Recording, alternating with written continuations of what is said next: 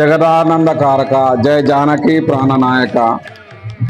లోక కళ్యాణం కోసం ఆ మహాదేవుడు స్వయంగా మానవ రూపంలో శ్రీరాముని అవతారంలో భూమి మీద జన్మించిన రోజే శ్రీరామనవమి.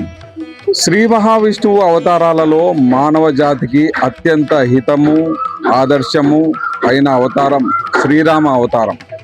బ్రహ్మాది దేవతల విన్నపాలను ఆలకించి రావణ సంహారం కోసం అయోధ్యకు రాజైన దశరథ మహారాజు కౌసల్య దంపతులకు చైత్ర శుద్ధ నవమి రోజున పునర్వాసు నక్షత్రంలో శ్రీరాముడిగా విష్ణుమూర్తి జన్మించాడని పురాణాలు పేర్కొంటున్నాయి.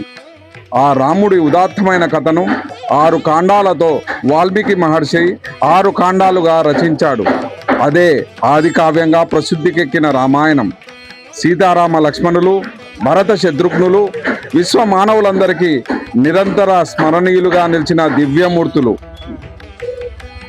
రాముడి శుభలక్షణాలు, గొప్ప గుణాలు, ధర్మనిరతి సర్వకాలాలకు ఆదర్శప్రాయం. పితృవాక్య పరిపాలనకు రాముడి కన్నా మరో ఉదాహరణ అవసరం లేదు.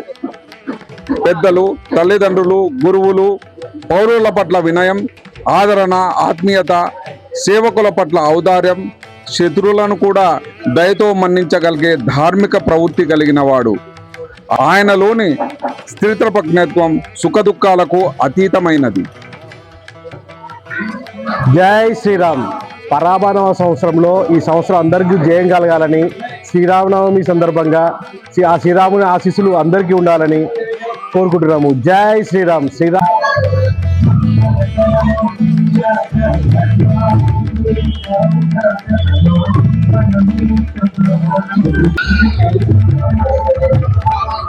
జై శ్రీరామ్. ఈరోజు మహోన్నత శ్రీరామనవమి, అందరికీ శుభాకాంక్షలు. ముఖ్యంగా ఈ శ్రీరామనవమి భారతదేశం మొత్తము చేసుకునే ఒకానొక మహా వేడుక, మహా పండుగ ఇది. ఈ వెల్దుర్తి గ్రామంలో ఈ శ్రీరామ దేవాలయం అద్భుతమైన దేవాలయం. ఇది చాలా పురాతనమైన దేవాలయము. ఈ దేవాలయంలో అనేక మంది అనేక సేవలు చేస్తుంటారు. మా అన్నదమ్ములకు స్వామివారి కళ్యాణానికి ఈ పూలంగి సేవ, ఈ పూల మండపం వేసి స్వామి సీతమ్మ వారు ఈడ వచ్చి వాళ్ళు ఆశీనులై ఈడ కళ్యాణం చేసుకుంటారు. ఈ యొక్క కార్యక్రమాన్ని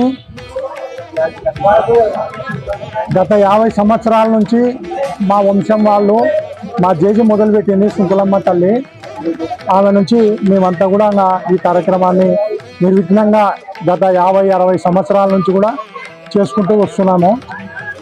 స్వామివారి సీతా రామచంద్రుల దయా కృపా కటాక్షాలు భారతదేశ ప్రజలందరి మీద, ముఖ్యంగా ఈ వెల్దుర్తి గ్రామము మండల ప్రజల అందరి మీద ఉండాలని, అందరూ ఆయురారోగ్య ఐశ్వర్యాలతో ఉండాలని హృదయపూర్వకంగా కోరుకుంటున్నాం. జై శ్రీరామ్. జై జై శ్రీరామ్.